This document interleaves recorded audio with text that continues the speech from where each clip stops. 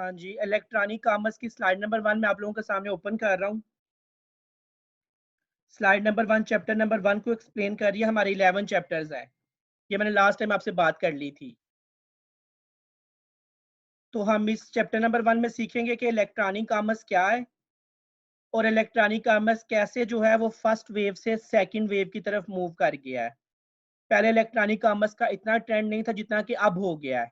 तो पहले उसको फर्स्ट वेव कहा जाता था 2000-2001 तक, और उसके बाद इलेक्ट्रॉनिक कॉमर्स ने काफ़ी ग्रो कर लिया, सेकंड वेव स्टार्ट हो गई इलेक्ट्रॉनिक कॉमर्स की।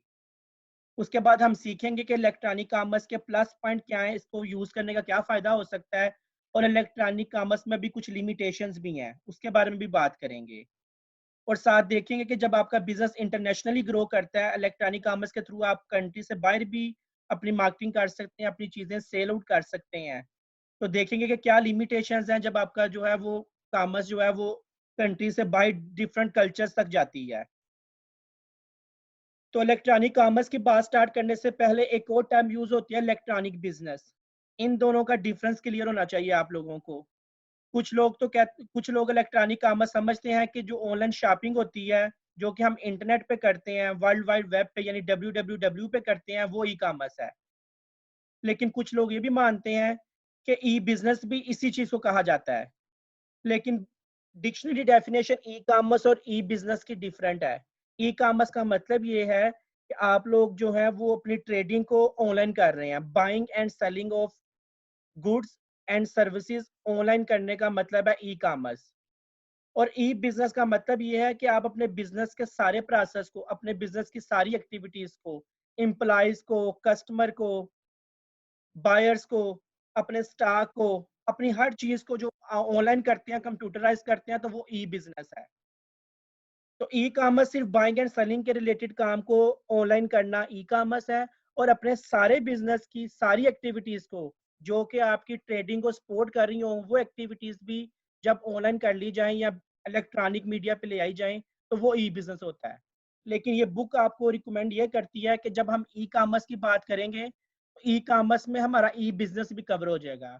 यानी ये बुक ई कॉमर्स में आपकी सिर्फ ट्रेडिंग को ही इंक्लूड नहीं करती, बल्कि बिजनेस का जो जो चीज आप इलेक्ट्रॉनिकली कर रहे हैं, अपने कस्टमर, अपनी प्रोडक्ट्स को मैनेज करना, अपने एम्प्लॉयज को मैनेज करना, जो बाकी चीजें भी हैं ट्रेडिंग के अलावा, अगर आप उसको भी इलेक्ट्रॉनिकली मैनेज कर रहे हैं, तो उसको भी वो ई कॉमर्स के अंदर काउंट कर रहा है। ऐसे इसको ई बिजनेस कहा जाता है बाकी चीजों को जब इलेक्ट्रॉनिकली किया जाता है। लेकिन ये बुक आपको समझाना ये चाहती है कि हम ई बिजनेस को ब्रॉडर सेंस में यूज करेंगे। इसमें हम ई कॉमर्स के अंदर ई बिजनेस की टर्म को भी कवर करेंगे।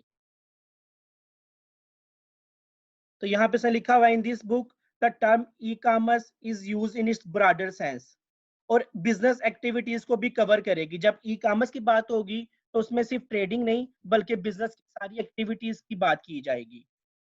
और साथ ही बुक आगे जाके आपको एक्सप्लेन करेगी कि कौन कौन सी टेक्नोलॉजीज अवेलेबल हैं जिसके थ्रू जो है वो आजकल ई कॉमर्स को यानी इलेक्ट्रॉनिकली जो है वो ट्रेडिंग की जा रही है। ऑब्जेक्टिव्स के बाद हम स्टार्ट कर रहे हैं। आपकी ये वाली बुक 5 कैटेगरीज एक्सप्लेन कर रही है ई कॉमर्स की। बिजनेस टू कंज्यूमर, आप लोग जानते हैं कि बिजनेस से कंज्यूमर को जो है वो अगर ऑनलाइन इलेक्ट्रॉनिकली चीजें सेल की जाएं, या बिजनेस से बिजनेस को जो कि होलसेल लेवल पे होता है। बिजनेस टू कंज्यूमर भी जानते हैं आप लोग, बिजनेस टू गवर्नमेंट भी जानते होंगे आप लोग। बिजनेस से कंज्यूमर को माल भेजना, एक बिजनेस दूसरे बिजनेस के साथ ट्रेडिंग कर सकता है। बिजनेस जो है वो बाज दफा गवर्नमेंट की ऑर्गेनाइजेशंस को जो है वो माल सप्लाई करते हैं। जिस तरह अभी गवर्नमेंट ने कुछ वेबसाइट्स बनाई हैं ताकि वो गंदम वगैरह को जो है वो परचेज कर सकें। उन्होंने कहा है कि लोग अपने अपने आप को रजिस्टर करवाएं, और जो गंदम जो अभी अभी फसलें जो रेडी हुई हैं वो हमें जो है वो ऑनलाइन भी हमें ऑर्डर भेज सकते हैं। किसके पास कितने टन जो है वो गंदम पड़ी है, गवर्नमेंट जो है इस प्राइस पे उससे पिक कर लेगी।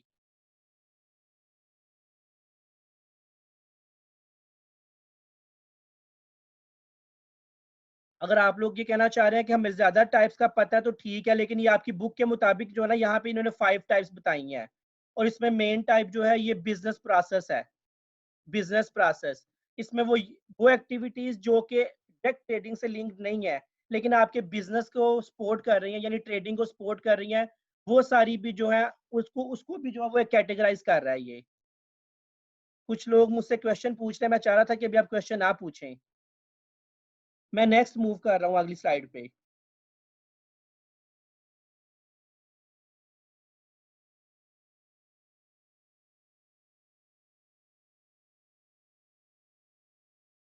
अच्छा, लोग कह रहे हैं कि समझ नहीं आएगी इस तरह से, आमना अफजल कह रही है, लेकिन देखिए मैं इस वक्त रिकॉर्डिंग कर रहा हूँ आपके लेक्चर की, ये रिकॉर्डिंग भी मिल जाएगी आप लोगों को, आप इसको रिवर्स करके के 10 दफा भी सुन सकते हैं, और जो क्वेश्चन है वो भी आप लिख लें अपने पास।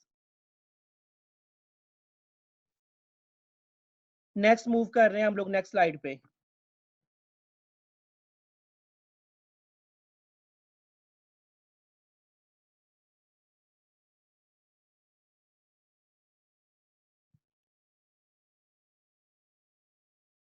अच्छा, ये 5 कैटेगरीज को एक्सप्लेन कर रहा है कि बिजनेस टू कंज्यूमर क्या है, कि जो बिजनेस आपके डिफरेंट कंज्यूमर्स को, डिफरेंट कस्टमर को चीजें सेल करते हैं। Business to business wholesale level पे आ जाता है कि एक बिजनेस दूसरे बिजनेस को बल्क में जो है वो चीजें सेल कर रहा है। तीसरी है business process.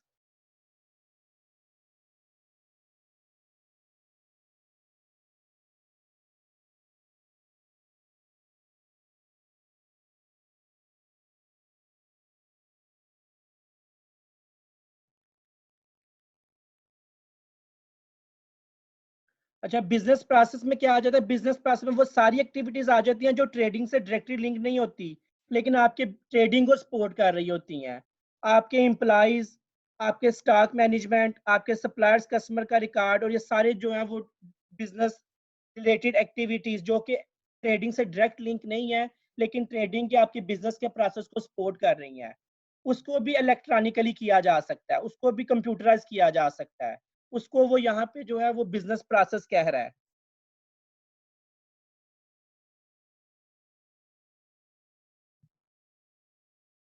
Consumer to consumer ये है कि डिफरेंट कंज्यूमर्स आपस में जो है वो एक दूसरे से चीजें बाइंग एंड सेलिंग कर लें, जिस तरह आप OLX पे करते हैं, अपनी पुरानी चीज किसी दूसरे बिजनेस, किसी दूसरे कंज्यूमर को बेच दी। कंज्यूमर आपस में भी जो है वो कम्युनिकेट कर सकते हैं, आपस में जो है वो ट्रेडिंग कर सकते हैं। बिजनेस टू गवर्नमेंट, ये मैंने भी आपको एक्सप्लेन किया कि गवर्नमेंट बाज दफा जो है वो बिजनेस से चीजें ऑनलाइन खरीदती है। यूरोप वगैरह में ये बहुत ज्यादा ट्रेंड है। सारी सारी चीजें जो जो भी आप लोग गवर्नमेंट करना चाहते हैं, तो गवर्नमेंट की वेबसाइट अवेलेबल है। आप वहां जाके उनको अपने ऑफर करते हैं कि हमारे पास ये सामान पड़ा हुआ है, हम इसको बल्क में गवर्नमेंट को सेल आउट करना चाहते हैं। या गवर्नमेंट ने अपनी वेबसाइट अपने अपनी जो है वो ऑप्शंस बनाई होती हैं, जहां पे जाके आप अपनी चीजें जो है वो गवर्नमेंट सेक्टर को जो है वो सेल आउट कर सकते हैं बल्क क्वांटिटी के साथ। अच्छा, ये देखें, ये ग्राफ क्या बता रहा है आप लोगों को, एनोटेशन आप कर दें।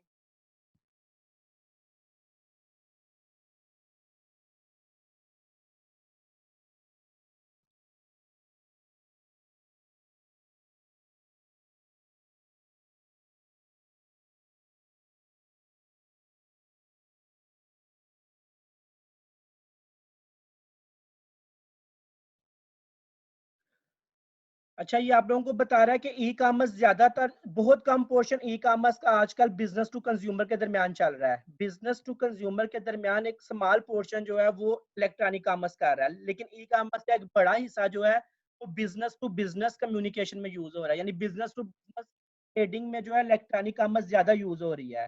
लेकिन इससे भी ज्यादा आपको टेक्नोलॉजी का इस्तेमाल बिजनेस टू कंज्यूमर या बिजनेस टू बिजनेस में इतना ज्यादा नहीं है, जितना कि बिजनेस प्रोसेस को सपोर्ट करने के लिए ई कॉमर्स को यूज किया जाता है। बिजनेस प्रोसेस देखें, ये बड़ा ओवल, सबसे बड़ा ओवल बिजनेस प्रोसेस को रिप्रेजेंट कर रहा है, यानी ई कॉमर्स को यूज जरूर किया जा रहा है।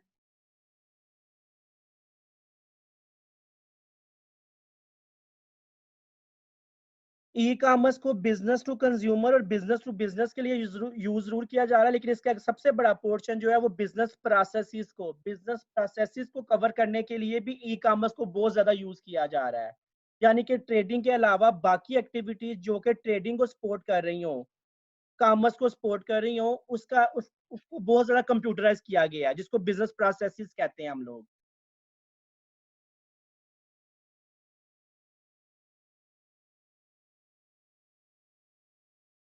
अच्छा, ये बता रहे हैं कि ई-कॉमर्स सिस्टम आजकल काफ़ी ज़्यादा ग्रो कर गए हुए हैं।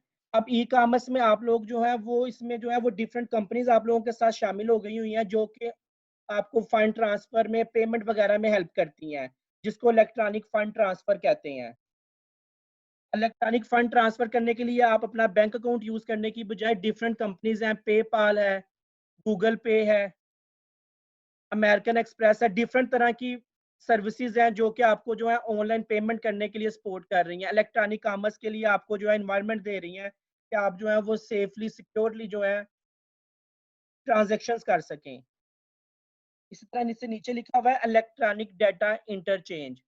अच्छा, बहुत सी कंपनीज़ ऐसी हैं जो अब आप लोगों को जो है वो electronic commerce point of view से इंफॉर्मेशन दे रही हैं कि आप लोग जो हैं वो कैसे जो आप लोगों को डाटा प्रोवाइड कर रहे हैं कि किस कंट्री में किस किस्म के कस्टमर्स अवेलेबल है, किस कंट्री में, किस एनवायरनमेंट में, किस जगह पे आप लोग जो है अपनी चीज़ों को जो है वो मार्केट कर सकते हैं।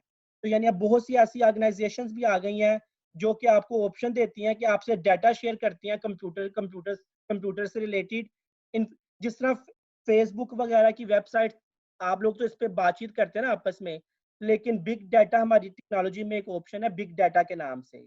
उसमें ये है कि ये फ़ेसबुक या सोशल मीडिया जो आप यूज़ करते हैं आपस में कम्युनिकेशन करने के लिए, ये बिग डाटा ये फ़ेसबुक वगैरह डिफरेंट ऑर्गनाइज़ेशन को डाटा प्रोवाइड करने लग गया है कि पाकिस्तान में लोग ज़्यादा इस तरह की बातें करते हैं, तो लिहाज़ा यहाँ पे जो है ये शूज़ ज़्यादा सेल हो सकते हैं। यहाँ पे क्रिकेट बैट ज़्यादा सेल हो सकते हैं। गुजरांवाला में लोग जो हैं आपस में फ़ेसबुक पे इस तरह की चीज़ों में ज़्यादा इंटरेस्टेड हैं, इस तरह की चीज़ें ज़्यादा शेयर करते हैं। तो यहाँ पे इस चीज़ की मार्केटिंग हो सकती है। तो आजकल जो है वो इलेक्ट्रॉनिक कॉमर्स डिफरेंट ऑर्गनाइजेशंस आ गई हैं जो आप लोगों से डाटा एक्सचेंज करती हैं, आपको बताती हैं कि क्या-क्या ट्रेंड चल रहे हैं। इस चीज़ को एक्सप्लेन किया जाता है। तो ई-कॉमर्स जो है अब वो अब सिर्फ़ उन 5-6 कैटेगरीज़ में नहीं रहा बल्कि अब आप लोगों को जो है वो ऑनलाइन ट्रांज़ैक्शन करने के लिए, ऑनलाइन मशवरा करने के लिए भी जो है वो डिफरेंट ऑर्गनाइज़ेशंस आ गई हुई हैं जो आप लोगों से डाटा शेयर करती हैं, आप लोगों को कन्विंस करती हैं कि आपने जो है वो कहाँ-कहाँ पे जो है वो चीज़ों को जो है वो मार्केट किया जा सकता है। या पेमेंट करने के लिए डिफरेंट ऑर्गनाइज़ेशंस आ गई हुई हैं कि हम आपकी पेमेंट को मैनेज करेंगे, आपकी क्रेडिट और डेबिट को मेंटेन करेंगे, उसके बदले में हम आपसे जो है वो 1% 2% डिडक्शन करेंगे, आपकी पेमेंट को सिक्योर करेंगे। अब ये भी आपकी हेडेक नहीं रही ई-कॉमर्स में, इसके लिए भी डिफरेंट पार्टनर्स आ गए हुए हैं। अच्छा, फर्स्ट वेव क्या थी जब इलेक्ट्रॉनिक कॉमर्स 1990s में आया तो फर्स्ट वेव में शुरू में ये था कि यूनाइटेड स्टेट ऑफ अमेरिका के बिजनेसेस जो हैं उन्होंने ग्रो किया क्योंकि ज़्यादातर ऑनलाइन कॉमर्स में जो है इंग्लिश लैंग्वेज यूज़ होती थी और साथ जो है वो कंपनीज जो है वो खुद अपने पैसे नहीं लगाती थी ऑनलाइन बिजनेस करने के लिए। वो कोई और बिजनेस उन्हें कहता था कि आपकी चीज़ें ऑनलाइन हम बेच दें, तो कंपनी कहते थे ठीक है, आप पैसे लगाएँ, आप वेबसाइट बनाएँ और हमारी चीज़ें बेचें, जो आप चीज़ बेचेंगे उससे हम आपको 10% दे देंगे।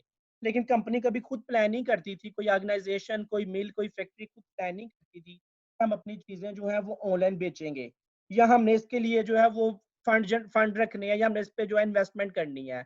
कोई थर्ड पार्टी आके कहती थी कि हम आपकी चीज़ें ऑनलाइन बेच दें, तो वो कहते थे कि ठीक है, ये हमारी चीज़ें हैं, ये पिक्चर्स हैं, इनको लगाएँ, जो आप हमारी चीज़ें ऑनलाइन बेचेंगे, उन पे हम आपको कमीशन दे देंगे। ये ना 2001 से पहले की बातें हैं, इसको कहा जाता है ये फर्स्ट वेव थी, जिसमें सिर्फ़ अमेरिका का बिज़नेस ज़्यादा ग्रो कर रहा था, इंग्लिश में ट्रेडिंग हुआ करती थी, इंग्लिश वेबसाइट से सारी इंग्लिश लैंग्वेज यूज़ होती थी और कंपनीज़ प्लान नहीं करती थी कि हमने ऑनलाइन चीज़ें सेल करनी है, वो सिर्फ़ जो है वो किसी थर्ड पार्टीज़ के थ्रू उनके पैसों की मदद से उन अपनी चीज़ें बिकवाती थी और फिर उनको कमीशन देती थी। और इसी तरह जो है वो ऑनलाइन ईमेल्स, ऑनलाइन सर्विसेज़ जो अवेलेबल है, उन सबको भी इस्तेमाल नहीं किया जाता था या प्रॉपर वे से इस्तेमाल नहीं किया जा रहा था। लेकिन सेकंड वेव में क्या आया जो 2001 के बाद आई, तकरीबन सारी कंपनीज़ ने अमेरिका के अलावा भी बाकी ऑर्गनाइज़ेशंस ने भी ई-कॉमर्स को यूज़ करना स्टार्ट कर दिया और इंग्लिश लैंग्वेज के अलावा कोरियन, जापानीज़, चाइनीज़ सब लोगों ने जो है अपनी-अपनी लैंग्वेजेज़ में वेबसाइट्स बनाई, सॉफ्टवेयर्स बनाए और अपने बिज़नेस को एक्सपेंड करना शुरू कर दिया। इसके अलावा लोगों ने अपने कैपिटल में से, अपने फंड में से, अपने बजट में से अमाउंट जो है वो निकाली ताकि हमने अपने काम को ऑनलाइन भी करना है। यानी थर्ड पार्टीज़ को इन्वॉल्व नहीं किया कि ठीक है आप हमारी चीज़ें बेचें, अगर बिक गई तो 10% ले लेना। बल्कि बिज़नेस ने अपने कैपिटल में से स्पेसिफिक पोर्शन निकाल के अपनी ई कॉमर्स वेबसाइट बना के अपनी चीज़ों को ऑनलाइन किया है पिछले 10-15 सालों में। और इसी तरह ईमेल्स और बाकी जो ऑनलाइन सर्विसेज हैं इलेक्ट्रॉनिकली जो है आपको कस्टमर से, सप्लायर से, बायर से जो है वो कम्युनिकेशन करने के लिए उसको भी अब जो है वो प्रॉपर जो है स्ट्रेटजी के साथ जो है उसको अरेंज कर लिया गया। पहले जो है वो ईमेल्स को बस वैसे ही सिंपल आम काम के लिए यूज़ किया जाता था। प्रोफेशनली आप ईमेल लिखने का, दूसरे से कम्युनिकेट करने का सारा सारा वे आप लोग जानते हैं कि अब आ गया होगा ये।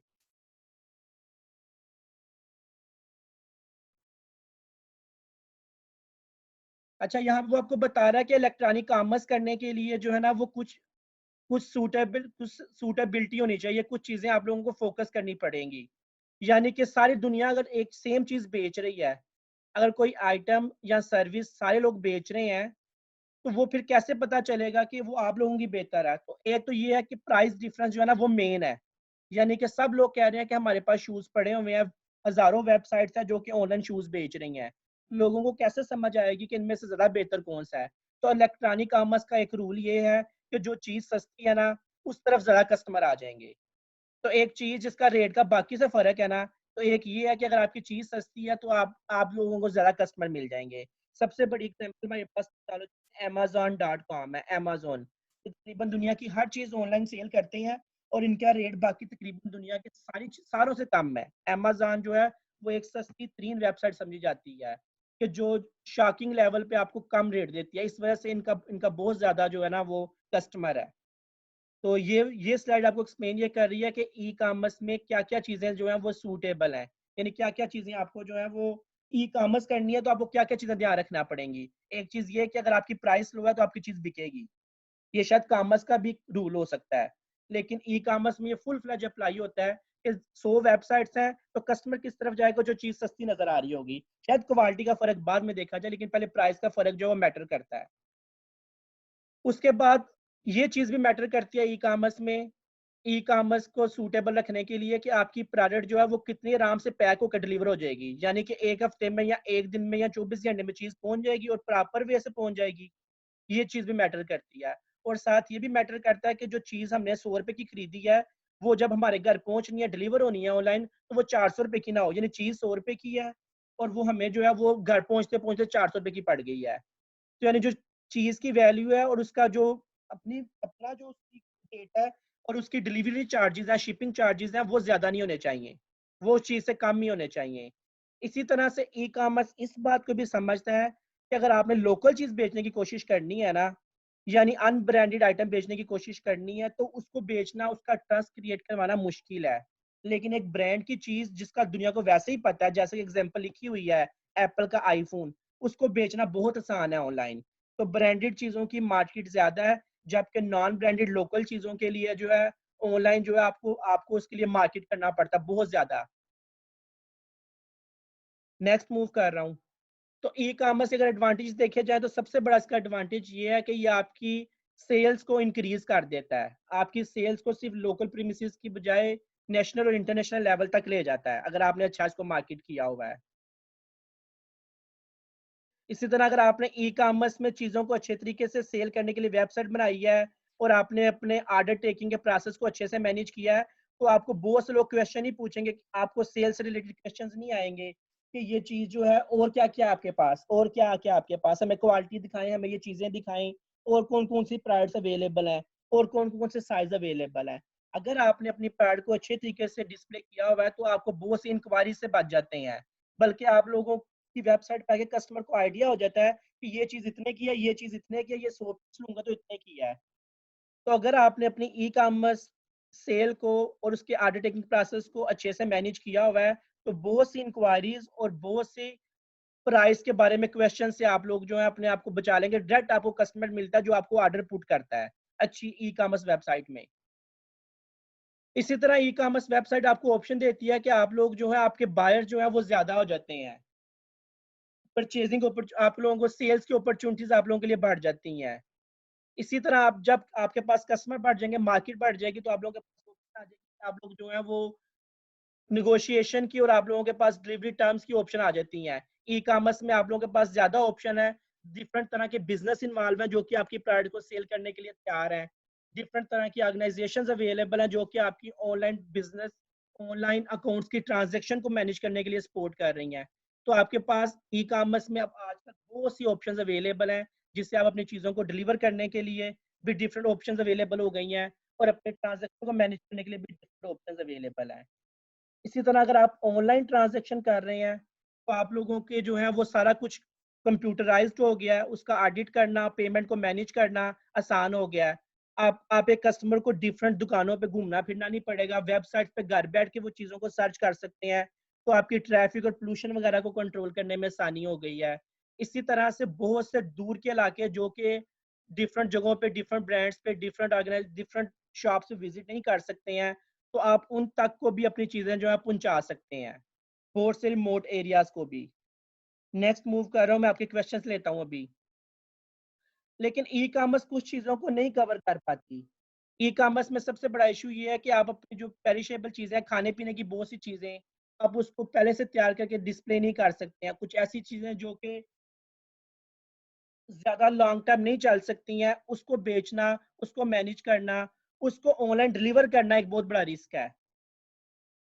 इसी तरह से अगर आपका 40 साल से बिज़नेस चल रहा है, आप लोगों ने सारा डाटा मेंटेन किया हुआ है, तो अगर आप अपनी ई-कॉमर्स वेबसाइट बनाते हैं, तो आपकी ई-कॉमर्स वेबसाइट को आपकी ऑर्गेनाइज़ेशन के डेटाबेस के साथ लिंक करना एक मुश्किल काम है। यानी ई-कॉमर्स वेबसाइट अलग चीज़ होगी, आपका बिज़नेस का सारा हिसाब-किताब, आपके अकाउंट्स वगैरह अलग चीज़ें हैं। इन दोनों को कंप्यूटराइज़ करके एक सॉफ्टवेयर में मर्ज करना भी एक मुश्किल काम है।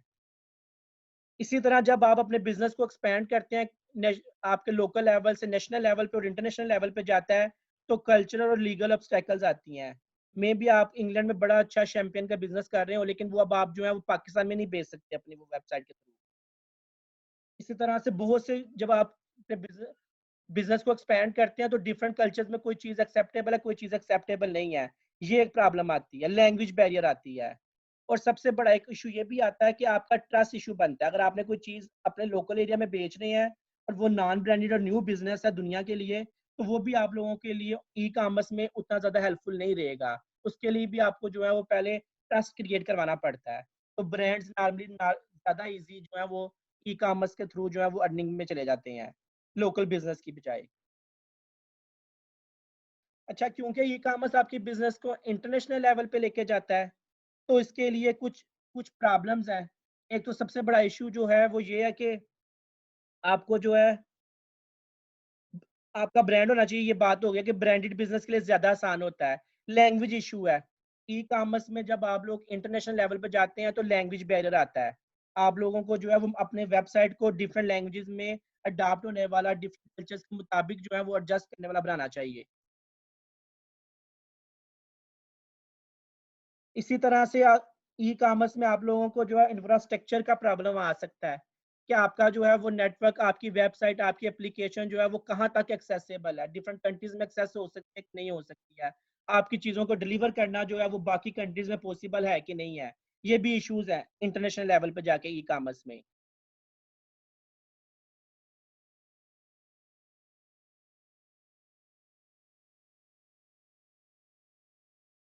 इसके अलावा जो है इंफ्रास्ट्रक्चर का एक इश्यू ये है कि आपकी जो है ये आपको मंथली पे करना पड़ता है। वैसे ही अब इश्यू नहीं है। अब हर ऑर्गेनाइज़ेशन, हर बिज़नेस के पास इंटरनेट और ये ऑनलाइन फैसिलिटीज़ अवेलेबल है।